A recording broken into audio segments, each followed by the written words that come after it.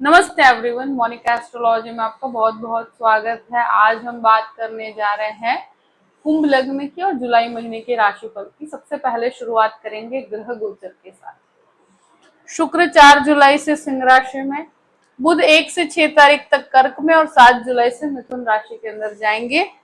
वक्री रहेंगे 29 जून से 23 जुलाई तक। 25 डेज के लिए बुध का वक्री भ्रमण होगा। सूर्य 16 जुलाई को कर्क राशि के अंदर प्रवेश करेंगे। इस प्रकार से ग्रह गोचर है। सबसे पहले शुरुआत करते हैं आपके लग्न के साथ। कुंभ लग्न और लग्न का स्वामी बनता है शनि। शनि आपके द्वितीय स्थान में है। शुक्र का आपके लग्न के ऊपर दृष्टि संबंध रहेगा 4 तारीख के बाद। लग्न के अंदर राहु स्थित है। ये समय के अंदर डेफिनेटली आप फाइनेंशियली बहुत ज्यादा एक्टिव रहेंगे, फाइनेंशियल प्लानिंग करेंगे, लॉन्ग टर्म इन्वेस्टमेंट के लिए समय अच्छा है। राहु बहुत ज्यादा एनर्जी देता है, बहुत ज्यादा प्रैक्टिकल बना देता है। फाइनेंशियली व्यक्ति अपने आप को एक्टिवेट करने की कोशिश करता है, नई नई फाइनेंशियल संभावनाएं ढूंढने की कोशिश करता है। इस प्रकार की परिस्थितियां हैं। राहु और शुक्र के दृष्टि संबंध की वजह से आपके थॉट्स थोड़े से लग्जरी ओरिएंटेड हो सकते हैं। बहुत ज्यादा ट्रैवलिंग का, परचेजिंग का, शॉपिंग का, इन चीजों का इंटरेस्ट बढ़ सकता है इस महीने। इस समय में डेफिनेटली सेंटर ऑफ अट्रैक्शन आपके लिए फाइनेंशियल मैटर रहेंगे, रिलेशनशिप रहेगा। फाइनेंशियली आप बहुत ज्यादा अपने आप को आगे बढ़ाने की कोशिश करेंगे और बहुत ज्यादा उस चीज को लेकर आपके विचार एक्टिवेट रहेंगे। द्वितीय भाव की बात करते हैं। द्वितीयेश गुरु बनकर आपके छठे घर में है। शनि यहाँ पर स्थित है। लॉन्ग टर्म इन्वेस्टमेंट आपके लिए बेहतर रहेंगे। इस समय में एक ही चीज कहूंगी कि लग्न लॉर्ड बन के सेकेंड हाउस में शनि है। आप फाइनेंशियली एक्टिव होने की कोशिश कर रहे हैं, फाइनेंशियली सिक्योर होने की कोशिश कर रहे हैं, फाइनेंशियल प्लानिंग करने की कोशिश कर रहे हैं, बहुत लंबे समय के लिए प्लान कर रहे हैं। ये समय में फैमिली रिस्पॉन्सिबिलिटीज डेफिनेटली रहेगी। फैमिली से संबंधित कोई भी प्रकार के मतलब जॉइंट प्रॉपर्टी है या जॉइंट बिजनेस है, उससे संबंधित कुछ छोटे मोटे विवाद हो सकते हैं। पर आपके लिए समय में फैमिली से संबंधित लाभ यहाँ पर पूर्ण रूप से जुड़े हुए हैं, भले ही वो जॉइंट प्रॉपर्टी हो या जॉइंट बिजनेस हो। तो फैमिली से रिलेटेड यहाँ पर लाभ आपके बने हुए हैं। अब बात करते हैं तृतीय स्थान की। तृतीयेश आपके चतुर्थ स्थान में है, तो इनिशिएटिव आपके लिए फायदे कारक रहेगा। ब्रदर सिस्टर रिलेशनशिप के अंदर भी कोई कार्य की शुरुआत करना चाहते हैं, कर सकते हैं। एनर्जी बहुत ज्यादा स्ट्रांग रहेगी, बहुत ज्यादा प्लानिंग रहेगी। मार्केटिंग, सेल्स, इन चीजों के लिए समय बहुत बेहतर रहेगा। चतुर्थ भाव की बात करते हैं। चतुर्थे शुक्र बनकर आपके सप्तम भाव में है, केतु के साथ स्थित है। प्रॉपर्टी संबंधित कार्य, प्रॉपर्टी लेना चाहते हैं, प्रॉपर्टी बेचना चाहते हैं, प्रॉपर्टी की वैल्यूएशन बढ़ सकती है और ये समय के अंदर डेफिनेटली प्रॉपर्टी खरीदने और बेचने के लिए समय बहुत अच्छा है। और इस समय में रिनोवेशन करवाना चाहते हैं, कुछ व्हीकल लेना चाहते हैं तो डेफिनेटली ले सकते हैं। अब बात करते हैं आपके पंचम भाव की। देखिए, पंचम भाव में बुध का वक्री भ्रमण होगा। इनिशियल 16 दिन के लिए सूर्य यहाँ पर है। बुध वक्री यहाँ पर होंगे 7 तारीख के बाद। तो ये पंचम भाव जो होता है शिक्षा और बुद्धि का होता है, आपके ज्ञान का होता है, आपके संतान का होता है।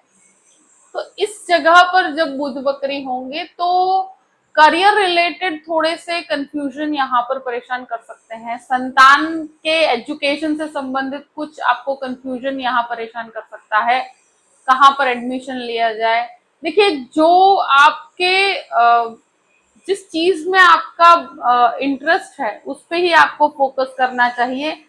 किसी और के कहने पर कहीं पर एडमिशन लेते हैं तो वो कार्य नहीं करना चाहिए।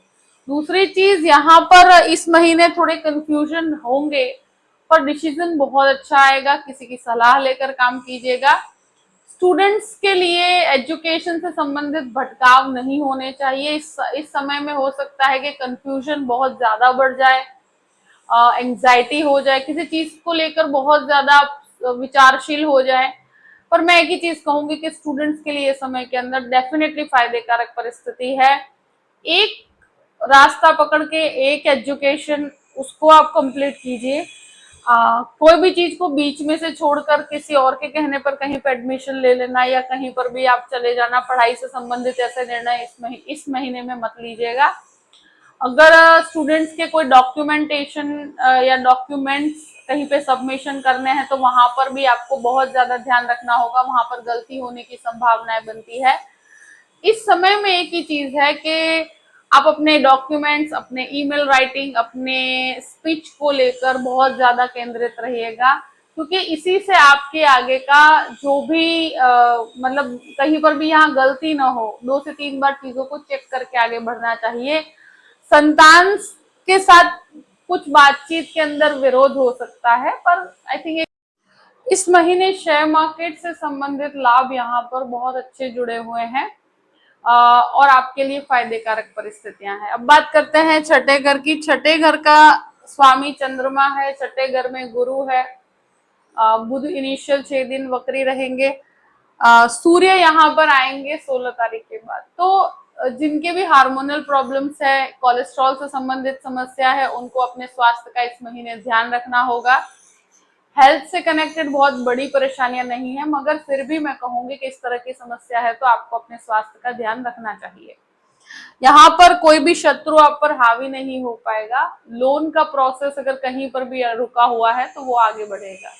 अब सप्तम भाव की बात करते हैं। सप्तम भाव का स्वामी सूर्य बनकर आपके पंचम भाव में और फिर छठे घर में है। मंगल का दृष्टि संबंध यहाँ से जुड़ा हुआ है। इस महीने पति पत्नी के संबंधों में थोड़े से विवाद क्रिएट होंगे और ये चीज खास करके मैं कहूंगी कि दोनों के करियर पे बहुत ज्यादा इम्पैक्ट हो रहा है। यानी हो सकता है कि करियर रिलेटेड कुछ इश्यूज हो जिसकी वजह से परेशानी हो, या इस समय में हो सकता है कि आप दोनों के संबंधों में बहुत ज्यादा मेंटली आप दोनों एक दूसरे से काफी दूर हो जाए। तो ऐसी परिस्थितियां यहाँ पर क्रिएट होती है। जो ऑलरेडी मैरिड है, शुक्र यहाँ पर है, मैं ये चीज जरूर कहूंगी कि शुक्र केतु होने की वजह से डेफिनेटली गृहस्थ जीवन के अंदर ये एक संभाल के रखता है परिस्थितियों को। पर जो सप्तमेश की परिस्थितियां हैं वो दोनों के विचारों में काफी मतभेद क्रिएट करती है। तो ये चीज जरूर रहेगी कि दोनों के पॉइंट ऑफ व्यू हर चीज में काफी डिफरेंट रहेंगे। मंगल भी यहाँ पर दृष्टि संबंध करते हैं। कोई भी प्रकार का पार्टनरशिप बिजनेस इस समय में फायदेकारक नहीं रहेगा। ये जरूर कहूंगी कि आप खुद से जो भी काम करते हैं उसमें बहुत अच्छी सफलता मिलेगी। थोड़ा सा आपको इसमें मेहनत और स्ट्रगल करना पड़ेगा। जो भी काम करते हैं, ऑलरेडी कर रहे हैं तो बहुत अच्छा परफॉर्म कर पाएंगे। कार्यस्थल से संबंधित कुछ लोन की परिस्थितियां भी क्रिएट हो सकती है, तो वो कैलकुलेटिव अप्रोच के साथ आप आगे बढ़िएगा। अब जो लोग अनमैरिड हैं, यानी कि पार्टनर्स ढूंढ रहे हैं, तो इस समय के अंदर मैं ये जरूर कहूंगी कि आप फोकस्ड होकर अगर एक डायरेक्शन में सोचेंगे और यहाँ पर आपको थोड़ा सा स्ट्रगल करना पड़ेगा कि सही पार्टनर के चूज करने में थोड़ा कंफ्यूजन हो सकता है, पर ये प्रोसेस इस महीने क्लैरिटी की तरफ आपको लेकर जाएगा। अब बात करते हैं आपके अष्टम भाव की। अष्टम भाव के स्वामी जो है वक्र अवस्था में आपके पंचम भाव में है, तो रिसर्च बेस्ड एजुकेशन वाले लोगों के लिए बहुत अच्छा है। स्टूडेंट्स बहुत अच्छा परफॉर्म कर पाएंगे, रिसर्च बहुत अच्छा कर पाएंगे। अगर कोई चीज में डेप्थ में जाकर कुछ रिसर्च करना है तो ये समय बहुत अच्छा है। यहाँ हेरिडिटी से संबंधित लाभ भी जुड़े हुए हैं, पेरेंट्स की प्रॉपर्टी के लाभ जुड़े हुए हैं।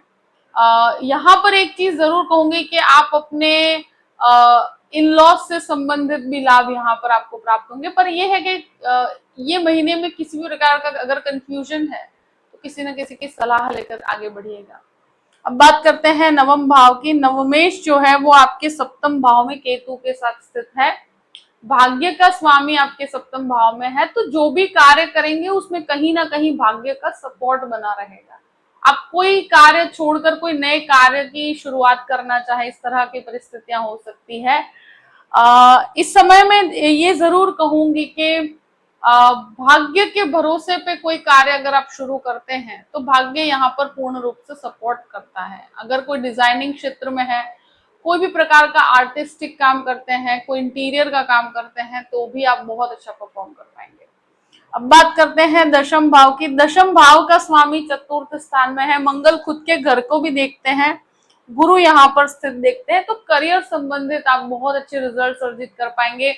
यहाँ मंगल खुद के घर को देखते हैं, ये एनर्जी प्रदान करते हैं। यहाँ पर मेडिकल में, कोई भी प्रॉपर्टी संबंधित काम में, फाइनेंशियल मैटर्स में, हर तरह से आपके लिए फायदे कारक परिस्थितियां यहाँ बनी हुई है। अब बात करते हैं 11th हाउस की, तो मंगल का दृष्टि संबंध यहाँ से जुड़ा हुआ है और 11th लॉर्ड जो है आपके छठे घर में है। लोन से संबंधित कोई भी आप काम करते हैं तो वहां पर आपको सफलता मिलेगी। यहाँ पर है कि कुछ फाइनेंशियली कहीं पर आपके पैसे अगर अटके हुए हैं तो वहां थोड़ा सा आपको वेट करना पड़ सकता है, उससे संबंधित कुछ फ्रस्ट्रेशन हो सकता है, कोई पेमेंट आपका डिले हो सकता है, इस तरह की परिस्थितियां रहेंगी। और बुध वक्री है तो हो सकता है कि उससे संबंधित बातचीत आपको करनी पड़े, उसमें आपके कोई झगड़े विवाद हो। यहाँ मैं जरूर कहूंगी कि वो कोई भी पेमेंट या कहीं पर भी फाइनेंशियली आपने कुछ प्लान किया हुआ है वो मटेरियलाइज तो होगा, मगर यहाँ थोड़ा सा आपको पेशेंस रखना पड़ेगा, थोड़ा प्लानिंग करना पड़ेगा। बहुत ज्यादा डॉक्यूमेंट्स को लेकर, आपकी प्लानिंग को लेकर आपको बहुत प्रिसाइज होना पड़ेगा, अपने कॉन्टैक्ट्स को लेकर बहुत ज्यादा प्रिसाइज होना पड़ेगा। ब्रदर सिस्टर रिलेशनशिप में और स्पेशली कहा जाए कि बड़े भाई बहनों के साथ थोड़ी सी विवादित परिस्थिति है, पर विवाद ऐसे हैं जिसे आप बहुत मेच्योरिटी के साथ हैंडल कर पाएंगे। 12th हाउस की बात करते हैं। 12th लॉर्ड जो है वो आपके सेकंड हाउस में है, तो ये जरूर कहूंगी कि खर्च का स्वामी आपके सेविंग्स के घर में पड़ा हुआ है, तो फैमिली रिस्पॉन्सिबिलिटीज यहाँ बनी हुई है। कोई भी लीगल मैटर के अंदर भी आपको पूर्ण रूप से सफलता मिलेगी। यहाँ खर्च, यहाँ फैमिली रिस्पॉन्सिबिलिटी से रिलेटेड है और सेविंग्स ये बहुत ज्यादा लेवल तक होने नहीं देते, तो फ्लो ऑफ इनकम जैसा होना चाहिए और आपकी जो एक्सपेक्टेशंस है उसको मैच नहीं कर पा रहा, तो वो थोड़ा सा आपके अंदर फ्रस्ट्रेशन हो सकता है। पर गुरु का दृष्टि संबंध है तो मुझे लगता है कि एक खर्चे और इनकम का बैलेंस बना रहेगा। जो भी परिस्थिति है मैंने आपके सामने रख दी है। आई होप कि वीडियो आपको पसंद आया होगा। पसंद आया हो तो लाइक भी कीजिएगा और सब्सक्राइब भी कीजिएगा। Thank you so much. जय श्री कृष्ण।